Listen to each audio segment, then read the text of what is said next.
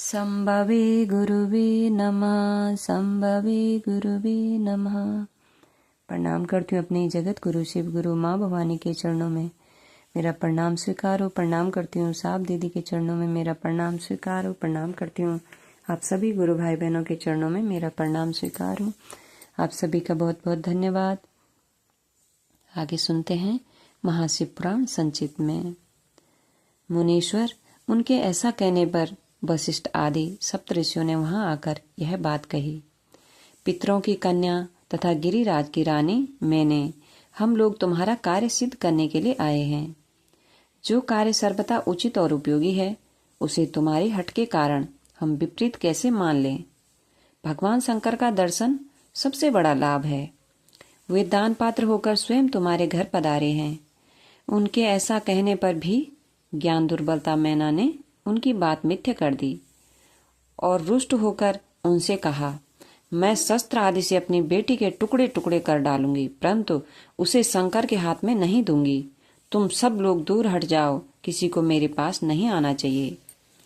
ऐसा कहकर अत्यंत बिहल हो विलाप करके मैना चुप हो गई। मुने वहां उनके इस बर्ताव से हाहाकार मच गया। तब हिमालय अत्यंत व्याकुल हो वहां आए और मैना को समझाने के लिए प्रेम पूर्वक तत्व दर्शाते हुए बोले।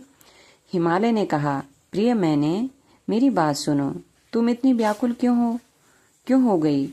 देखो तो कौन कौन से महात्मा तुम्हारे घर पधारे हैं। तुम इनकी निंदा क्यों करती हो? भगवान शंकर को तुम भी जानती हो, किंतु नाना नाम रूप वाले शंभु के विकट रूप को देखकर घबरा गई हो। मैं शंकर जी को भली भांति जानता हूँ। वही सबके प्रतिपालक हैं, पूजनीयों के भी पूजनीय हैं तथा अनुग्रह एवं निग्रह करने वाले हैं। निष्पाप प्राण प्रिय हट ना करो। मानसिक दुख छोड़ो, सुवर्ते शीघ्र उठो और सब कार्य करो। पहली बार विकट रूपधारी शंभु ने मेरे द्वार पर आकर जो नाना प्रकार की लीलाएं की थी, मैं उनका आज तुम्हें स्मरण दिला रहा हूँ। उनके उस परम महात्म्य को देख और समझकर उस समय तुमने उन्हें कन्या देना स्वीकार किया था। प्रिय, अपने उस बात को प्रमाण मानकर सार्थक करो। इस बात को सुनकर शिवा की माता मैना हिमालय से बोली, नाथ, मेरी बात सुनिए और सुनकर आपको वैसा ही करना चाहिए।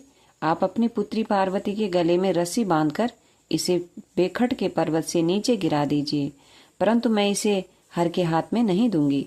अथवा नाथ, अपनी इस बेटी को लेकर जाकर निर्दयता पूर्वक समुद्र में डुबा दीजिए। गिरिराज, ऐसा करके आप पूर्ण सुखी हो जाइए। स्वामिन, यदि विकट रूपधारी रुद्र को आप पुत्री दे देंगे तो मैं निश्चय ही अपना शरीर त्याग दूंगी।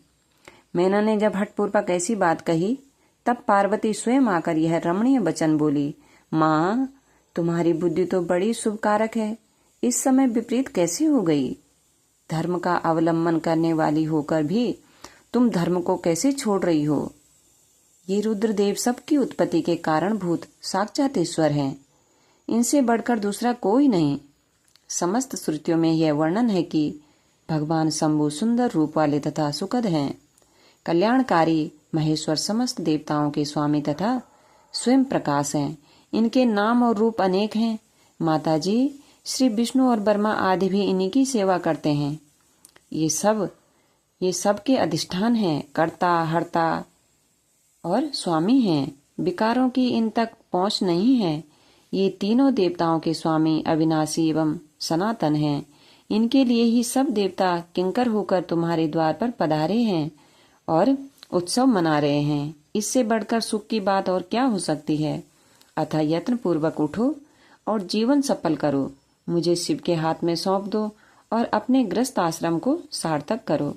माँ, मुझे परमेश्वर शंकर की सेवा में दे दो। मैं स्वयं तुमसे यह बात कहती हूँ। तुम मेरी इतनी सी ही विनती मान लो। यदि तुम इनके हाथ में मुझे नहीं दोगी तो मैं दूसरे किसी वर का वर्ण नहीं करूंगी, क्योंकि जो सिंह का भाग है उसे दूसरे को ठगने वाला सियार कैसे पा सकता है? माँ, मैंने मन और वाणी क्रिया द्वारा स्वयं हर का वर्ण किया है, हर का ही वर्ण किया है। अब तुम्हारी जैसी इच्छा हो वह करो। अपने अपने गुरु सहित साहब दीदी के चरणों में प्रणाम। आप सभी गुरु भाई बहनों के चरणों में प्रणाम। मेरा प्रणाम स्वीकार हो। सभी का बहुत बहुत धन्यवाद। आज के लिए इतना ही। से आगे